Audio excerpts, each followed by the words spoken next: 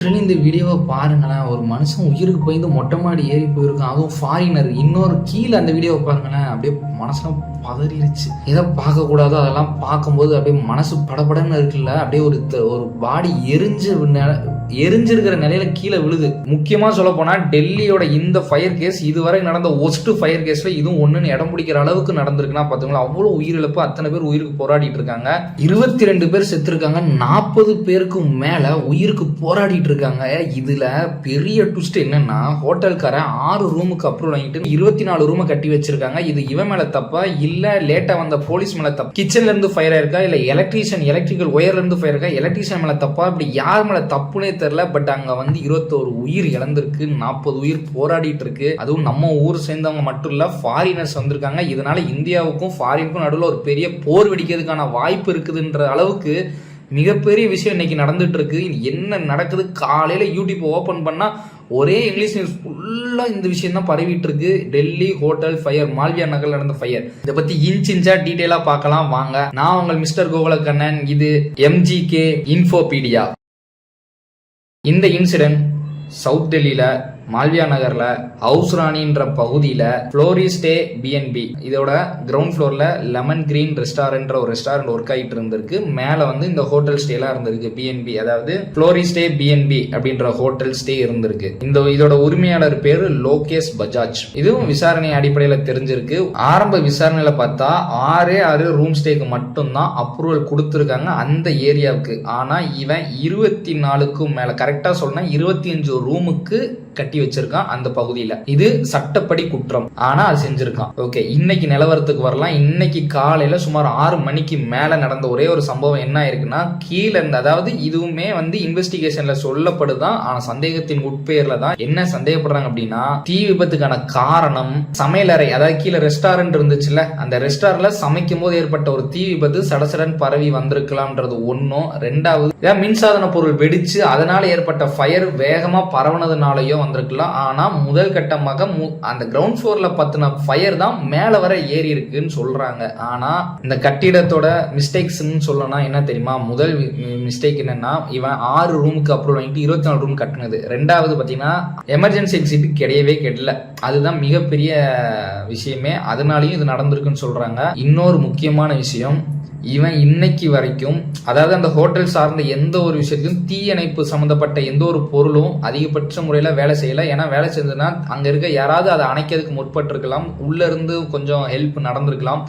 ஆனா அதுவும் போதுமான பாதுகாப்பு அளவு உள்ள வசதி இல்லை.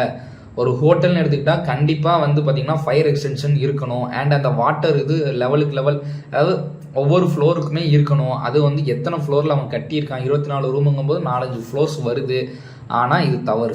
என்ன அப்படிங்கும் போது, இந்த ஹோட்டல் லோகேஷ் கனகராஜன் இருக்கான்ல, இவன் பார்த்த வேலை தானா அப்படின்னா, இவனுக்கு பின்னாடி சைலண்ட் பார்ட்னர்ஸ் எத்தனை பேர் இருக்காங்கன்னு தெரியல. பட் இதுல முக்கியமான விஷயம் என்ன அப்படின்னா, ஃபாரினர் ஸ்டே பண்ணிருக்காங்க. இறந்து போன 21 பேர்ல ஃபாரினர்ஸ் அதிகமா இருக்காங்க. வெளியூர்ல இருந்து டெல்லி சுத்தி பார்க்க வந்தவங்க அண்ட் எந்தெந்த நாட்டை சேர்ந்தவங்க இருக்கிறாங்கன்னா, வங்கதேசம், நைஜீரியா, மொசாம்பிக், லைபீரியா, இந்த நாட்டை சேர்ந்த மக்கள்கள் அதிகமா இருந்திருக்காங்க. இறந்தவங்களும் அவங்க தான். ரொம்ப சோகமான விஷயம். மொத்தம் 8 தீயணைப்பு வாகனங்கள் வந்திருக்கு. முடிஞ்ச அளவுக்கு சீக்கிரமா தான் வந்திருக்கு. ஆனாலும் அவங்களாலேயே ஈவினிங் வரைக்கும் அதை கட்டுப்படுத்தி முடிக்க முடியல. ரொம்ப போராடி தான் அவங்களே அதை ஆஃப் பண்ணியிருக்காங்க. அதிலேயே 40 பேர் மேல காயப்பட்டிருக்காங்க. 21 பேர் உயிரிழந்திருக்காங்க. சந்தோஷப்படுறதுக்குன்னு சொல்ல முடியாது. ஆனா வருத்தப்படாம இருக்கிறது ஒரே ஒரு விஷயம் என்னன்னா, அந்த பில்டிங் இடிஞ்சு விழாம இருந்தது மட்டும்தான். இல்லைன்னா இன்னும் எத்தனை பேர் உயிர் இழந்திருப்பாங்கன்ற ஒரு நினைச்சு பார்க்கும்போது ரொம்ப கோரமா இருக்கு. இது மட்டும் யாருக்கும் நடந்துடக்கூடாதுன்னு நம்ம நினைப்போம். அந்த 40 பேர் படுகாயத்தையாவது தப்பிச்சிருக்காங்க. சின்ன சின்ன கிராக் ஏதாவது விழுந்திருக்கும். ஆனா பில்டிங்கே இடிஞ்சிருந்தா பக்கத்துல இருக்க எத்தனை பேரோட உயிர் போயிருக்கும். முக்கியமா சொல்ல போனா டெல்லியோட இந்த ஃபயர் கேஸ் இதுவரை நடந்த ஒஸ்ட் ஃபயர் கேஸ்ல இதுவும் ஒண்ணுன்னு இடம் பிடிக்கிற அளவுக்கு நடந்திருக்குன்னா பாத்தீங்களா, அவ்வளவு உயிரிழப்பு. அத்தனை பேர் உயிருக்கு போராடிட்டு இருக்காங்க. போலீஸ் நடவடிக்கை என்ன சொல்றாங்கன்னா, FIR போட்டிருக்காங்க. FIR போட்டதுல தான் இவ்வளவு இன்ஃபர்மேஷன் கொஞ்சம் வெளியே வந்திருக்கு. இதுல எந்த பிரிவு கீழ் போட்டிருக்காங்க அப்படின்னா, கல்பபிள் ஹுமிசிடி இதுக்கு கீழே தான் வந்திருக்கு. அதாவது அலட்சியத்தால் ஏற்பட்ட மரணம் உள்ளிட்ட பிரிவின் கீழ் அவங்க FIR போட்டிருக்காங்க. ஹோட்டல் உரிமையாளர் அடையாளம் காணப்பட்டிருக்கு. தீ பாதுகாப்பு விதிமுறைகள் மீறப்பட்டிருக்கா இல்லையா? அதாவது ஒரு ஹோட்டல்னா அவன் அப்ரூவல் வாங்கி வச்சிருக்கணும். அதே மாதிரி இந்த ஃபயர் வந்துச்சுன்னா அதுக்கு தடுக்கிறதுக்கான விதிமுறைகள்லாம் கரெக்டாக மெயின்டைன் பண்ணியிருக்கணும். அதை அவன் பண்ணலைன்றதெல்லாம் போலீஸ் விசாரணையில் தெரிய வந்திருக்குன்றதான் மெயின் ரீசன். ஒரு தீயணைப்புன்னு எடுத்துக்கோங்களேன், என்ன நடக்கும்னா 3 மாதம் இல்லை 6 மாதத்துக்கு ஒருக்கா, 1 வருஷத்துக்கு ஒருக்கா அந்த ஃபயரில் கேஸ் ஃபில் பண்ணி, அதாவது ஒரு பவுடர் சொல்லுவாங்க, அந்த பவுடர் ஃபில் ஆயிருக்கா இல்லையான்னு சொல்லிட்டு செக் பண்ணணும். அந்த ஆணி துருப்பிடிச்சு, அந்த அதாவது பின்னு இருக்கும், அந்த பின்னு துருப்பிடிச்சிருக்கா ஒர்க் ஆகுதான் செக் பண்ணி பார்த்துட்டு அதை மாற்றணும். இது கம்பல்சரி ஆக்ஷன் எடுக்க வேண்டிய ஒரு முக்கியமான விஷயம். ஆனால் இதை அலட்சியப்படுத்தி வச்சிருக்காங்க ஹோட்டல்லையும் சரி, ரூம் ஸ்டேலையும் சரி. இதை தாண்டி என்ன நடக்குது அப்படின்னா, இப்போ பிரதமர் மோடி என்ன சொல்றாரு அப்படின்னா, ரொம்ப வருத்தம் தெரிவிச்சு உயிரிழந்தவங்களுக்கு 5 லட்சமும் பாதிக்கப்பட்டவர்கள், அதாவது படுகாயம் அடைந்தவர்களுக்கு தலா 50,000 வழங்குறதா மோடிஜி அறிவிச்சிருக்காரு. பட் இதெல்லாம் ஆக்ஷன் நடந்ததுக்கு அப்புறம் தான் அறிவிப்பீங்களா அப்படின்ற மாதிரி இருக்கு. இதுக்கடுத்து டெல்லி கவர்மெண்ட் என்ன பண்ண போறோம் அப்படின்றத ஒரு அறிவிப்பு விட்டுருக்காங்க. 1 மாத காலத்துல டெல்லி பூரா தீ பாதுகாப்பு ஆய்வை மேற்கொள்ள போறதா சொல்லியிருக்காங்க. அதுவும் இல்லாம ஹோட்டல், உணவகங்கள், கட்டிடங்கள், பயிற்சி மையங்கள்னு சொல்லிட்டு எந்தெந்த பில்டிங்லாம் இருக்கோ அது எல்லாமே ஆய்வு செய்யறேன். ஆனா இப்போ நல்லா நோட்டீஸ் பண்ணுங்களேன், நாங்க தீயணைப்பு பாதுகாப்பை தான் ஆய்வு செய்வோம்னு சொல்லி போறாங்களே தவிர எவெல்லாம் அன்அப்ரூவலா பில்டிங் கட்டி வச்சிருக்கானோ அவனை எதுவும் பண்ண மாட்டாங்க. ஏன்னா காசு. வேர்ல்டே கரப்ஷன்ல மூழ்கி இருக்கு. இதுல இருந்து ஒரு விடிவு காலம் பிறக்காதான்னு தெரியல. ஏன்னா முக்கியமான விஷயம் என்ன, அவன் 6 ரூம் தான் போட்டிருந்தானா, இன்னைக்கு அங்க தங்குறவங்க மினிமம் ஒரு ரூமுக்கு 4 பேர்னாலும் 6 நாள் 24 பேர். அதுல ஏதாவது ஃபயர் ஆக்ஷன் நடந்தாலும் ஈஸியா வெளியேறதுக்கான இது இருந்திருக்கும். ஆனா 25 ரூம் கட்டி வச்சிருக்கும் போது ஒவ்வொருத்தரும் பயத்துல வந்திருப்பாங்க, சில பேருக்கு தெரியாது, லாக் ஆயிருக்கும், நிறைய விஷயங்கள் நடந்திருக்கும். அந்த 24 ரூமுங்கனாலதான் அங்க 40 பேர் காயப்பட்டிருக்காங்க, 21 பேர் உயிர் வந்திருக்காங்க.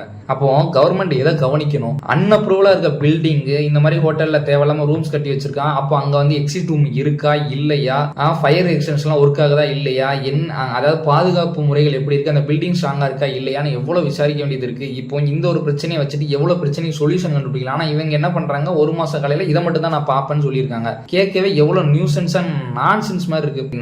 நம்மளோட பெரிய மிஸ்டேக் என்னன்னா, எனக்கு இதுதான் பிரச்சனை, அதுக்கான சொல்யூஷன் தான் பார்ப்போம். நாளைக்கு இந்த பில்டிங்கே இடிஞ்சு இருக்கான்னு உடனே பார்க்க மாட்டோம். இன்னைக்கு எலக்ட்ரிஷியன் ஒர்க்னா எலக்ட்ரிஷியன் ஒர்க் மட்டும் பார்ப்போம். பிளம்பிங் ஒர்க் இருக்கான்னு பார்த்து செக் பண்ணி பிளம்பிங் ஒர்க் இருக்குன்ற அவேர்னஸ் கூட நமக்கு இல்லாம இருந்ததுன்னா அது ஒரு பிரச்சனைக்கு ஒவ்வொரு நாளும் ஒவ்வொரு பிரச்சனை வந்துகிட்டே இருக்கும். அதுவே நமக்கு ஒரு பெரிய பிரச்சனையா இருக்கும். அதுக்கு ஒரே நாள் உட்காந்து எல்லாத்தையுமே அனலைஸ் பண்ணிட்டு வீட்டில் என்னென்ன பிரச்சனை இருக்குன்னு பார்க்கலாம். அதே மாதிரி நாட்டில் என்னென்ன பிரச்சனை இருக்குன்னு அவங்க எப்பெல்லாம் பார்க்கலாம்.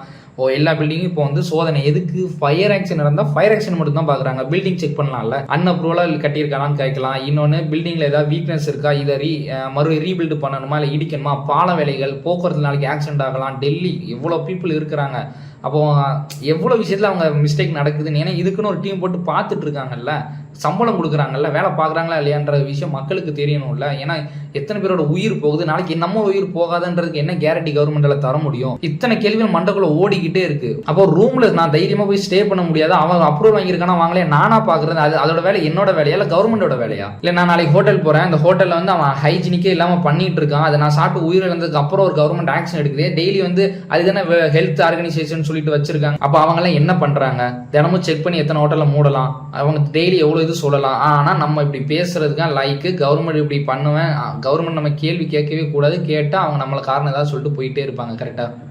நீங்க தான் பார்த்து சாப்பிடணும், நம்ம மேல சொல்லிடுவாங்க. பசிக்குதேன்னு தான் நம்ம போய் சாப்பிட்றோம், அந்த நேரத்தில் என்ன நடக்கும்னு தெரியாது. சாப்பாட்டுல நடக்கலாம், ஹோட்டல்ல தங்குறதுல நடக்கலாம், போக்குவரத்துல நடக்கலாம், தின்னு பால் அடிஞ்சு விடலாம், ஏதாவது தண்ணி அதான் மழை பெஞ்சதுன்னா ஏரி கணக்குல அப்பார்ட்மெண்ட்லாம் போகலாம். இப்போ கவர்மெண்ட் நம்ம கேள்வி கேட்க கூடாதா? இல்லை கவர்மெண்ட் ஒரு ஆக்ஷன் நடந்தால் அதுக்கு மட்டும் தான் ஆக்ஷன் எடுப்பாங்களா? அடுத்து வேற எந்த பிரச்சனையும் வந்துடக்கூடாதுன்னு முன்னெச்சரிக்கையா விழிப்புணர்வோட இந்த பிரச்சனை வரலாம்னு சொல்லிட்டு ஒரு ஆய்வு கூடும், அதுக்குன்னு ஒரு டீமை போட்டு பண்ண மாட்டாங்களா? இல்லை ஆல்ரெடி அதுக்கு ஒரு டீம் இருக்கா? மக்களுக்கு ஏன் தெரியப்படுத்த மாட்டேங்கிறாங்க? என்ன கவர்மெண்ட் ஆட்சி நடந்துட்டு இருக்கு தெரியல.